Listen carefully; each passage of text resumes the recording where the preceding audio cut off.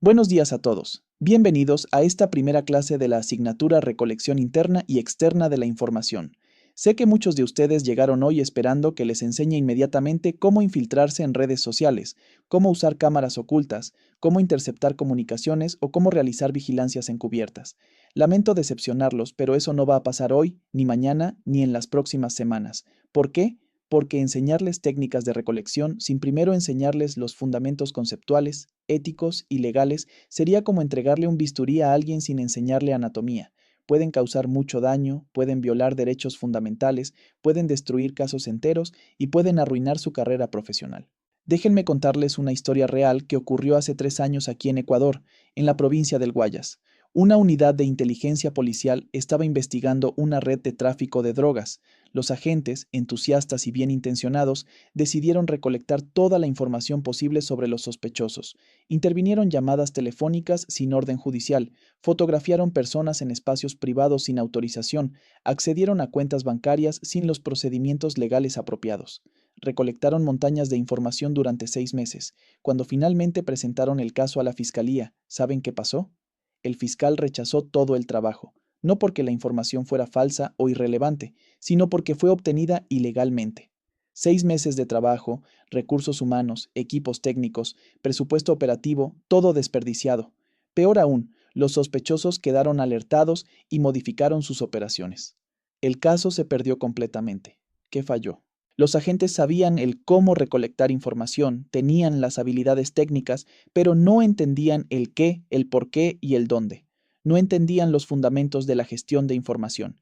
Esta primera unidad de nuestro curso se llama Fundamentos de la Gestión de Información y Ciclo de Inteligencia, y es la unidad más importante de toda la asignatura, porque construye el andamiaje conceptual, procesal y ético que va a sostener todo lo demás. El propósito no es formar técnicos que sepan manejar equipos de vigilancia. El propósito es formar profesionales que puedan tomar decisiones correctas en el complejo ámbito de la seguridad ciudadana. Decisiones sobre qué información recolectar, cómo hacerlo legalmente, cómo procesarla correctamente y cómo usarla éticamente. Para entender por qué empezamos por aquí, necesito que comprendan el contexto en el que ustedes van a trabajar como tecnólogos en seguridad ciudadana en Ecuador. Ustedes no van a trabajar en la CIA con presupuestos millonarios, satélites espía y equipos de última generación.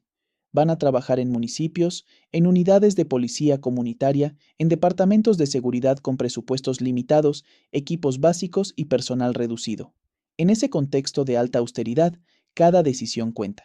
Si ustedes desperdician tiempo y recursos recolectando información irrelevante, o peor aún, información obtenida ilegalmente, no solo están siendo ineficientes, están comprometiendo la seguridad de su comunidad, están dejando de atender amenazas reales mientras persiguen datos inútiles. Por eso esta unidad actúa como un filtro doctrinal, les enseña a pensar antes de actuar, les enseña a definir correctamente el problema antes de buscar soluciones, les enseña a identificar los límites legales antes de cruzarlos irreversiblemente. Esta es la diferencia entre un recolector de datos y un gestor de información profesional. El recolector acumula todo lo que puede sin criterio. El gestor profesional selecciona estratégicamente lo que necesita, lo obtiene legalmente y lo procesa con propósito. Ahora vamos al corazón de esta primera clase. Vamos a hablar de la teoría de la información y la inteligencia. Y aquí viene algo que sorprende a muchos estudiantes. Cuando ustedes escuchan teoría de la información, probablemente piensan en una sola cosa, pero en realidad existen dos teorías completamente diferentes con ese nombre, y confundirlas es un error común que debemos evitar desde el principio. La primera es la teoría matemática de la información, también llamada teoría de la comunicación, que fue formulada por un ingeniero estadounidense llamado Claude Shannon en 1948. Shannon trabajaba en los laboratorios Bell desarrollando sistemas de telecomunicaciones y se hizo una pregunta específica: ¿cómo puedo transmitir información de manera eficiente y confiable a través de un canal con ruido? Su teoría, que revolucionó las telecomunicaciones modernas, conceptualiza la información en términos de entropía, redundancia y capacidad del canal. Es una teoría sobre la forma y la cantidad de la señal, no sobre su significado. Para Shannon, el contenido del mensaje es irrelevante. Lo que importa es cuántos bits se necesitan para codificarlo, cuánto ruido puede tolerar el canal, cuál es la tasa máxima de transmisión sin errores. Déjenme darles un ejemplo cotidiano. Cuando ustedes envían un mensaje de WhatsApp desde Quito a un amigo en Guayaquil, La teoría de Shannon es la que permite que ese mensaje llegue correctamente. Su teléfono codifica el mensaje en bits, lo comprime para ahorrar datos, lo envía a través de ondas electromagnéticas que viajan por torres de celular y fibra óptica, y el teléfono de su amigo lo decodifica y lo muestra en pantalla. Durante ese viaje hay ruido, interferencias, pérdida de señal. La teoría de Shannon diseña los algoritmos que garantizan que a pesar de todo ese ruido, el mensaje llegue intacto. Pero aquí está lo interesante. La teoría de Shannon no se preocupa en absoluto por qué dice su mensaje. Puede ser un te amo, puede ser una amenaza, puede ser una receta de cocina. Para la teoría matemática de Shannon, todo es equivalente. Solo son bits que hay que transmitir eficientemente. Ahora, la segunda teoría de la información, que es la que nos interesa en esta asignatura, es completamente diferente. Es la doctrina de inteligencia que fundamenta la gestión de información para la seguridad y la toma de decisiones. Esta teoría no se ocupa de la eficiencia de la transmisión de datos, se ocupa del significado, la relevancia y el uso de los datos para decisiones estratégicas y operativas. El valor no reside en el bit, reside en el contexto. La pregunta no es cuántos bits necesito para transmitir este mensaje. La pregunta es qué significa este mensaje. ¿Es confiable? ¿Es relevante para mi misión? ¿Qué puedo decidir con base en él? Déjenme ilustrar la diferencia con un ejemplo concreto. Imaginen que ustedes están trabajando en seguridad ciudadana en el centro histórico de Quito y reciben 3 reportes durante una tarde. El primer reporte dice: se observó a 5 individuos reunidos en la Plaza Grande a las 3 de la tarde. El segundo reporte dice: se observó a 3 individuos con mochilas grandes entrando al Palacio de Carondelet a las 3:30. El tercer reporte dice: se escuchó una conversación donde alguien mencionó un evento especial para esta noche. Si ustedes aplicaran la teoría de Shannon, los 3 reportes son equivalentes en términos de información. Son 3 mensajes de aproximadamente el mismo tamaño en bits, transmitidos por el mismo canal, con la misma claridad. Pero si ustedes aplican la doctrina de inteligencia, inmediatamente reconocen que esos 3 reportes tienen valores radicalmente diferentes. El primer reporte es prácticamente inútil porque 5 personas reunidas en la Plaza Grande es algo absolutamente normal que ocurre 1000 veces al día. El segundo reporte es potencialmente crítico porque personas con mochilas grandes entrando al Palacio de Carondelet sin autorización visible podría indicar una amenaza seria. El tercer reporte es ambiguo, podría ser relevante o no, dependiendo del contexto y la fuente. La doctrina de inteligencia nos enseña a hacer esas distinciones. Nos enseña que no toda información tiene el mismo valor, que el contexto determina la relevancia, que la fuente determina la confiabilidad, que el propósito determina la utilidad. Esto es fundamental porque en seguridad ciudadana ustedes van a estar inundados de información todo el tiempo. Llamadas al sistema de emergencias, reportes de patrullas, denuncias ciudadanas, monitoreo de redes sociales, cámaras de vigilancia. Si ustedes no tienen un marco conceptual claro para distinguir entre información relevante e irrelevante, entre información confiable y sospechosa, entre información procesable y ruido, van a colapsar bajo el volumen de datos. Aquí viene el primer concepto fundamental que quiero que dominen: la diferencia entre dato, información, inteligencia y evidencia. Muchos usan estos términos como sinónimos, pero son conceptos distintos con funciones distintas en el proceso de gestión de seguridad. Un dato es la unidad más básica, es un hecho aislado sin procesar y sin contexto. Por ejemplo, la temperatura es 20 grados, la placa del vehículo es ABC 1234, la hora es las 10 de la mañana. Un dato por sí solo no nos dice nada útil, es solo una observación cruda. La información es un conjunto de datos organizados que responden a una pregunta específica o describen una situación. Cuando tomamos múltiples datos y los organizamos con contexto, obtenemos información. Por ejemplo, el vehículo con placa ABC 1234 fue visto estacionado frente al banco a las 10 de la mañana durante 3 días consecutivos. Eso es información porque ya tiene estructura, contexto temporal y espacial, y empieza a contar una historia. La inteligencia es el producto del análisis de información.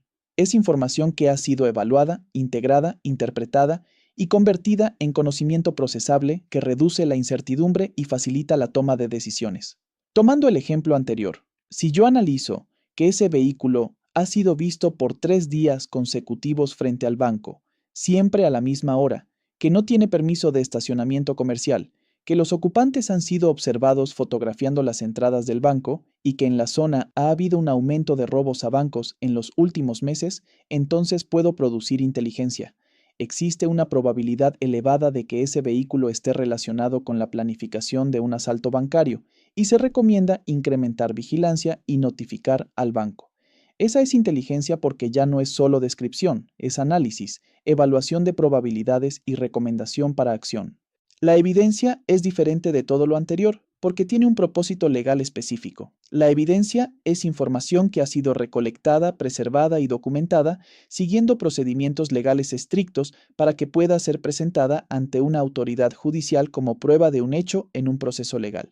La evidencia tiene requisitos formales muy rigurosos: cadena de custodia, legalidad en la obtención, admisibilidad procesal. Ustedes pueden tener inteligencia perfecta sobre un delito, pero si no la convirtieron en evidencia legal, no sirve para enjuiciar a nadie. Les voy a dar un ejemplo real de cómo esta distinción es crítica. Hace 2 años en Guayaquil, una unidad de inteligencia identificó correctamente a los líderes de una banda de extorsión. Tenían información excelente: nombres, direcciones, vehículos, rutinas diarias, estructura organizacional. Produjeron inteligencia de alta calidad, mapas de la red criminal, análisis de flujos financieros, predicción de próximos objetivos. Pero cuando llegó el momento de capturar a los delincuentes, se dieron cuenta de que casi nada de lo que tenían era evidencia admisible en juicio. Las fotografías fueron tomadas sin orden judicial en espacios donde había expectativa de privacidad. Las grabaciones de llamadas no seguían los procedimientos del Código Orgánico Integral Penal.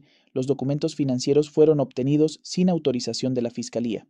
Capturaron a los delincuentes, pero la mayoría tuvo que ser liberada porque no había evidencia legal suficiente para enjuiciarlos. Tenían datos, tenían información, tenían inteligencia, pero no tenían evidencia. Esta distinción es la razón por la cual esta unidad existe. Antes de enseñarles cómo recolectar información, necesito que entiendan para qué la están recolectando, cómo se va a procesar, qué estatus legal tiene y qué límites deben respetar. Esta es la diferencia entre un aficionado entusiasta y un profesional competente. El aficionado sale a recolectar todo lo que puede sin criterio. El profesional define primero qué tipo de producto necesita producir: evidencia para un juicio, inteligencia para decisión operativa o información para monitoreo situacional, y luego diseña su proceso de recolección para satisfacer esos requisitos específicos. En las próximas clases vamos a profundizar en cada uno de estos conceptos. Vamos a estudiar el ciclo de inteligencia completo, que es el proceso metodológico que transforma datos crudos en productos de inteligencia útiles.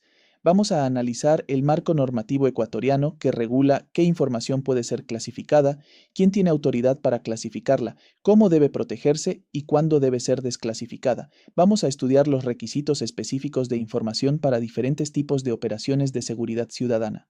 Todo esto antes de tocar una sola técnica de recolección. Sé que puede parecer tedioso. Sé que algunos de ustedes están impacientes por llegar a las técnicas operativas, pero créanme cuando les digo que esta base conceptual es lo que va a determinar su éxito profesional. Los errores en seguridad ciudadana no se cometen generalmente por falta de habilidad técnica, se cometen por falta de claridad conceptual y ética.